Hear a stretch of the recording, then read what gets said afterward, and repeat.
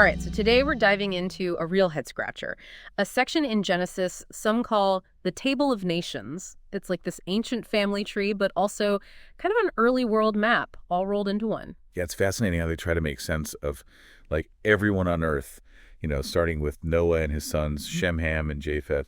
It's like they're drawing lines across continents connecting people and places through family ties. Right, so each son represents a whole branch of this genealogy, and their kids' kids, they all fan out across the world. So let's start with Japheth. His descendants seem to spread westward around the Mediterranean and even beyond. Yeah, you see that a lot with Japheth.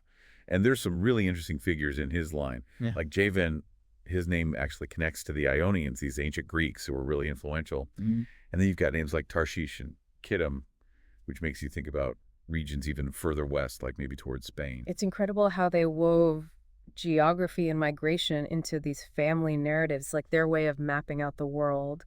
And it highlights how interconnected language and culture are, even back then. Absolutely. And, that connection between language and cultural identity, that's something that's just as relevant today as it was thousands of years ago. I mean, even now, a shared language, it can be a powerful thing. It can bring people together, but it can also, unfortunately, sometimes divide them. That's a really good point. So moving on to Ham, his descendants are linked to regions in Africa and the Middle East, but his legacy is definitely a more complicated one. Yeah, you have to be really careful when talking about Ham, because sadly, throughout history, interpretations of this section of the Bible have been used to justify some really terrible things, racism and slavery. It's a stark reminder that we have to approach these ancient texts with a lot of responsibility and sensitivity. Absolutely. We have to be mindful of how these texts have been used and misused throughout history.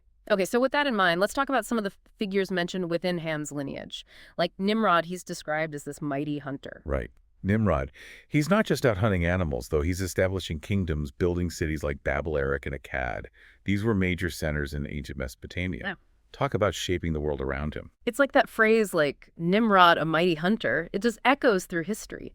He's not just a figure in this text, but he's become this larger-than-life character in stories and legends. It's pretty remarkable. It really is. And you see that a lot with these figures. Their stories, they get woven into other narratives and myths and cultural memory. It creates this really intricate tapestry that's just fascinating to try and unravel. You can't help but wonder how much these stories passed down through generations shaped their worldview, right? How they saw their place in the world. But I guess the question is, how literally are we supposed to take all of this? That is the million-dollar question, isn't it? Scholars have been debating that for centuries. And you know what? That question actually leads us perfectly to our next branch of the family tree, Shem. Yeah, Shem's lineage is really important, especially because it leads us to, well, a pretty major figure, Abraham. No kidding. Abraham, the patriarch, revered in Judaism, Christianity, Islam. It's like they're setting the stage for his entrance. Exactly. The text traces a path, from Shem to Eber, and then from Eber to his son Peleg. And get this, Peleg's name, it actually connects to the Hebrew word for division. Wait a minute, division. Could this be a link to the Tower of Babel story? Where languages were confused and humanity was scattered? It's definitely a possibility, right? Right. I mean, the text doesn't come right out and say it, but it makes you think. It's almost like the author is saying, hey, remember those big themes? Human ambition, striving for unity, and of course, the power of language. It's amazing how these stories still resonate, even today. It's like we're still wrestling with those same questions, you know? How to understand each other, how to bridge those differences. We haven't really figured it out yet, have we? That's the beauty of these ancient texts, though, isn't it? They challenge us to think critically, not just about the past, but about ourselves, about how we see ourselves, how we fit into the world. They make us ask the big questions. Okay, so we've gone through Japheth's line, we've talked about Ham, and we've followed the path to Abraham through Shem. It's like we've traveled across the ancient world just by following this family tree. But what's the big takeaway? What can we learn from this ancient attempt to make sense of the world, through family ties? Well, it's important to remember this text, it's giving us a glimpse into an ancient Hebrew worldview. It's not necessarily about historical accuracy as we understand it today. It's more about identity, about lineage, about how they understood their place in a larger world. So it's more about how they saw themselves in relation to other cultures, not necessarily a historical record. It's their own perspective, shaped by their beliefs and experiences. That's it. And in their worldview, Language is key. It connects generations, distinguishes different groups. It's central to how they understood the diversity of humanity. It's like they're saying, this is us. This is how we make sense of all these different people, all these different languages. And it's something we can still relate to today, don't you think? I mean, look at our world. It's more interconnected than ever, but also incredibly diverse. You're right.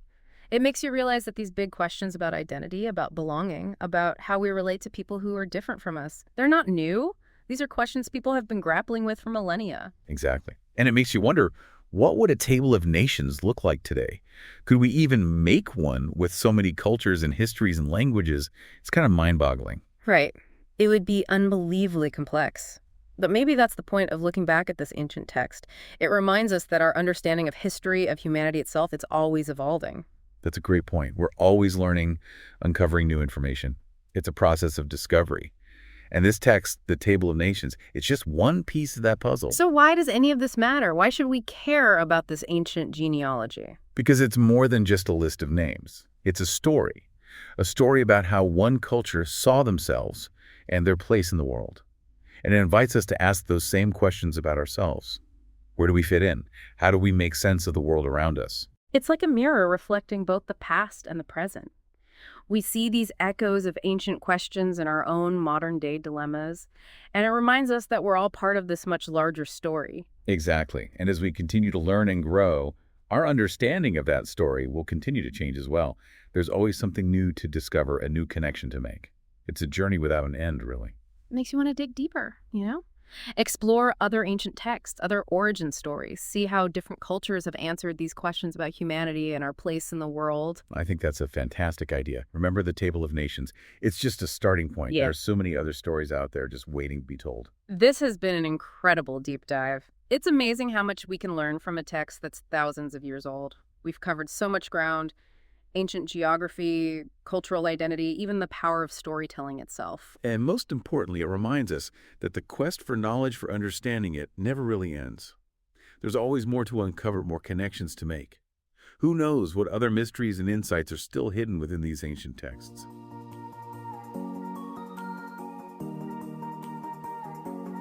Thank you for spending this time with us. Toby, Eleanor, and our team of researchers are working hard to produce more episodes. If you value what we're doing here, please consider subscribing and sharing the word. Additionally, our podcast, RSS, and Patreon links can be found below.